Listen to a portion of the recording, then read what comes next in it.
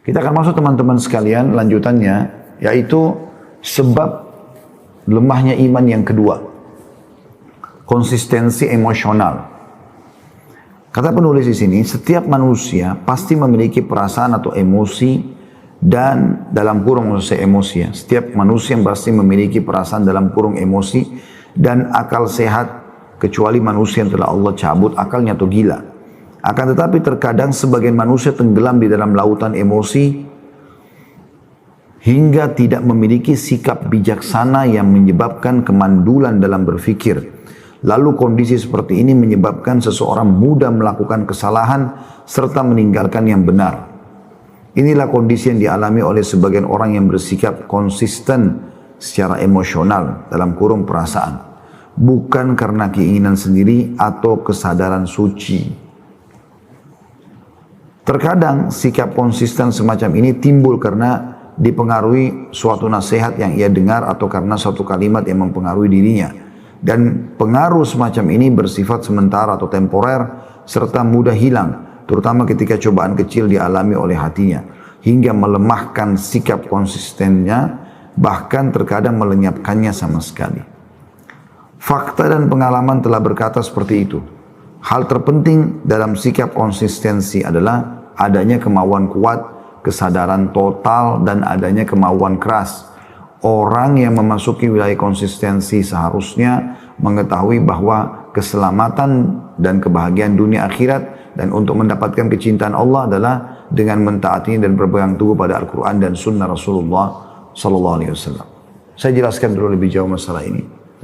Emosi, marah, adalah bagian daripada potensi yang Allah berikan. Bahkan dia bisa menjadi sesuatu yang berpahala kalau diletakkan pada tempatnya, yaitu marah atau emosi pada saat terjadi pelanggaran agama. Sebagaimana Aisyah Ummul Mukminin radhiyallahu anha berkata, Rasulullah SAW tidak pernah marah kalau berhubungan dengan hak beliau pribadi. Tapi beliau marah kalau sudah haknya Allah dilanggar. Ya. Jadi kita boleh marah. Tapi kalau misalnya kita melihat pasangan kita melanggar agama misalnya. Kita sudah ingatkan gak mau dengar. Anak kita melanggar agama. Bawahan kita melanggar agama. Sahabat kita melanggar agama. Kita boleh mengingatkan. Dan di situ boleh marah. Tapi marah dalam arti kata juga terkontrol. Ya. Karena ada juga marah yang tercelah. Yaitu marah dalam semua keadaan. Dan ini berbahaya teman-teman, bisa menjadi seperti penyakit jiwa. Karena orang kalau sudah terbiasa selalu marah bawaannya, mukanya kelihatan tua, keriputannya banyak, ya, pikirannya tidak terarah. Karena dia tidak tahu harus berbicara apa, emosi, marah itu membuat pikiran kita jadi buntu, ya, mandul. Nggak bisa sama sekali kita mendapatkan solusi dari permasalahan. Anda kalau lagi marah, sulit sekali untuk bisa berpikir, gitu kan. Oleh karena itu syaitan menunggangi pintu marah ini luar biasa. Dia selalu memancing emosi orang. Juga hatinya tidak tenang. Anggota tubuhnya pun tidak stabil. Berpengaruh sekali dalam kejiwaannya, dalam keputusannya, dalam pekerjaannya. Maka kontrol emosi itu. Kontrol. Nabi SAW bersabda kepada seorang sahabat, Inna fika khaslatan yuhibbuhum Allah wa rasuluh. Dalam dirimu ini ada dua sifat yang sangat dicintai Allah dan Rasulnya. Maka sahabat ini berkata, ya Rasulullah, apakah itu ada dari diriku, dalam diriku, atau Allah memang yang memberikan kepadaku? Kata Nabi SAW, Allah memberikan kepadamu. Dan kedua itu adalah al-hilmu wal-anat. Artinya, tenang dalam mengambil sebuah keputusan, walaupun dasarnya sudah sangat mengundang emosi, gitu kan, dan bijaksana. Walaupun dia dalam kondisi marah pun misalnya, dia tidak akan menentukan keputusan kecuali dengan adil, dengan benar. Seperti itulah. Di dalam surah Al-Imran, saudaraku seiman, Anda bisa buka surah nomor 3 ayat 133. Allah Subhanahu wa taala di situ menyebutkan, ya. Saya berharap teman-teman coba buka surah ini, ayat ini di Al-Imran. Kalau Anda sudah buka, saya akan bacakan. A'udzu billahi minasyaitonir rajim. Bismillahirrahmanirrahim. Wasari'u ila magfirati min rabbikum wa jannatin arduha as-samawati wal ardu uiddat lil muttaqin. Dan bersegeralah kamu kepada pengampunan dari Tuhanmu. Kalau kau punya dosa, segera taubat sebelum datang ajal, menyesal nanti. Istighfarlah, ya. Taubat kepada Allah SWT, kembali kepada Allah. Dan kejar surga.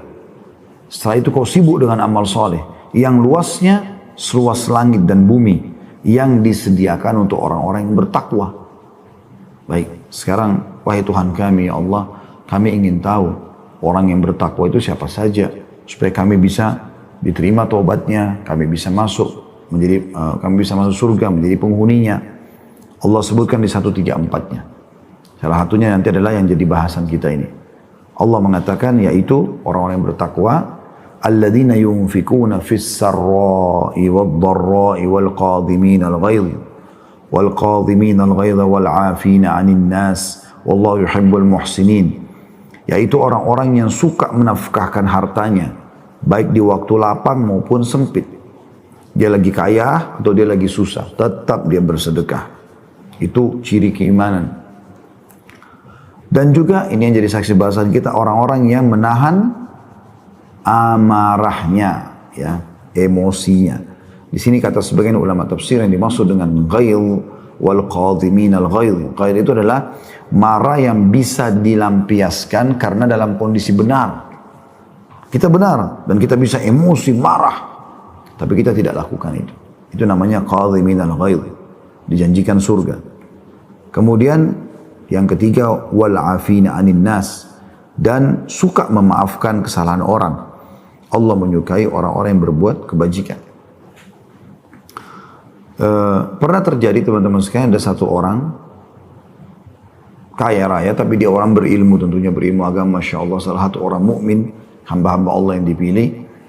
Dia lagi duduk sama tamunya, kemudian dia suruh seseorang untuk budaknya atau sahayanya untuk menyiapkan makanan. Ringkas cerita, dibuatlah makanan itu di sebuah wadah kuah kari kambing yang sangat panas. Si budak ini jalan, pada saat jalan subhanallah mendekat dengan majikannya, kakinya kesentuh karpet, ya, yang terlipat. Pada saat itu jatuh, tumpahlah semua kuah panas di badan tuannya atau majikannya. Di sini teman-teman, Anda bisa bayangkan kalau Anda tertumpah minuman panas, apa yang terjadi? Apa yang terjadi? Anda pasti akan marah. Kita kena sedikit saja air panas, tangan kita sudah marah gitu kan. Ini kalau tidak terkontrol gitu. Maka tumpahlah. Subhanallah, Allah seperti mengilhamkan di hati si budak ini atau hamba sahaya ini. Dia langsung bilang sama majikannya, karena dia juga faham agama, majikannya faham agama.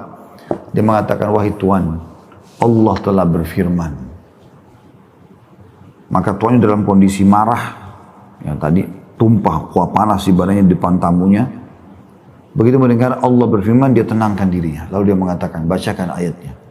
Dibacakanlah ayat ini. Alladzina yunfikuna wal qadhimin al ghaidh.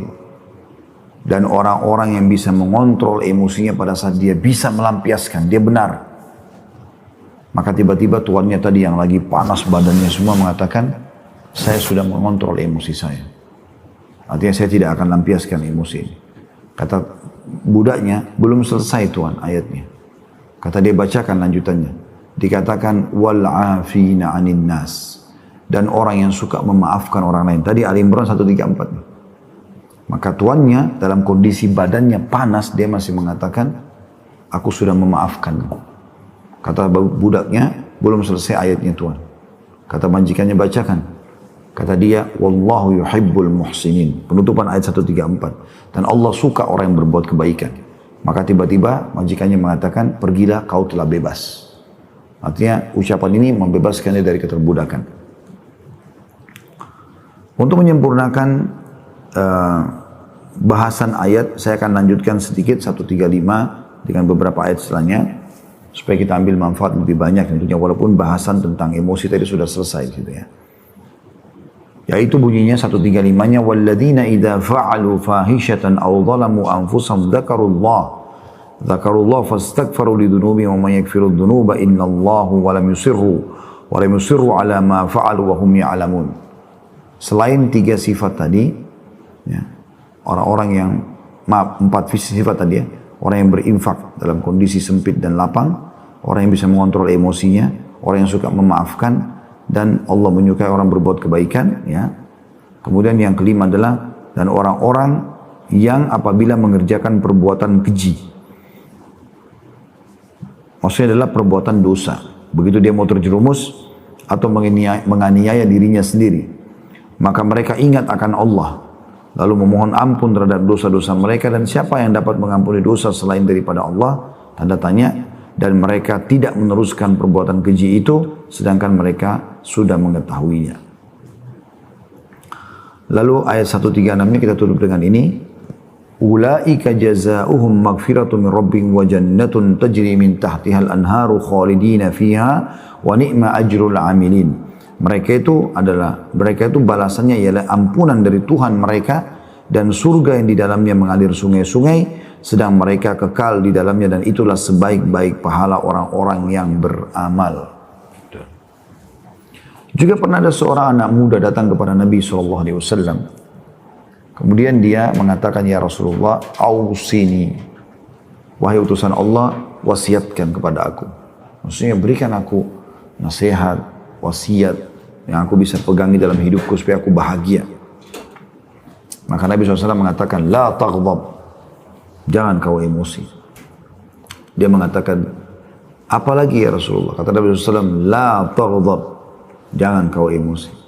Apalagi ya Rasulullah? Yang ketiga kali dia mengatakan, kata Nabi SAW yang ketiga kali, la taghdab, jangan kau emosi. Ya. Dan teman-teman, sekali lagi, emosi adalah potensi dalam diri, tetapi emosional yang tidak terkontrol ini berbahaya.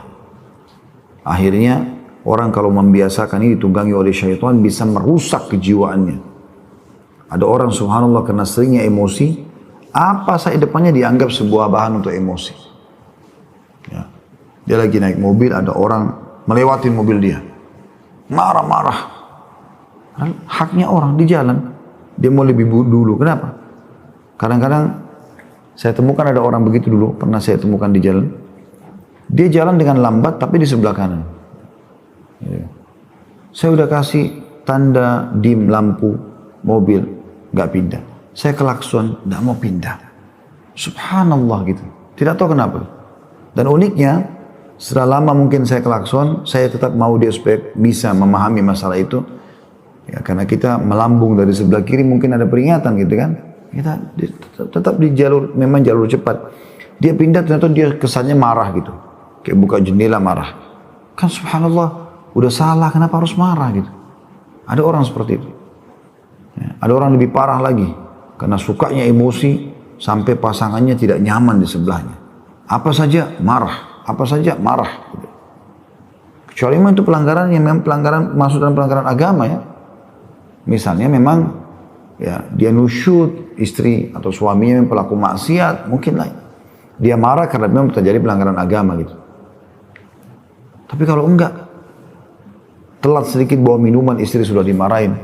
Suami sedikit telat pulangnya sudah marah. Kenapa ini? Ada lebih parah daripada itu. Marah terhadap dirinya sendiri. Karena terlalu emosional dan dia menjadikan sebagai sebuah pola dalam hidupnya. Dia temukan memang mukanya sudah nggak nyaman untuk dilihat karena semuanya emosi.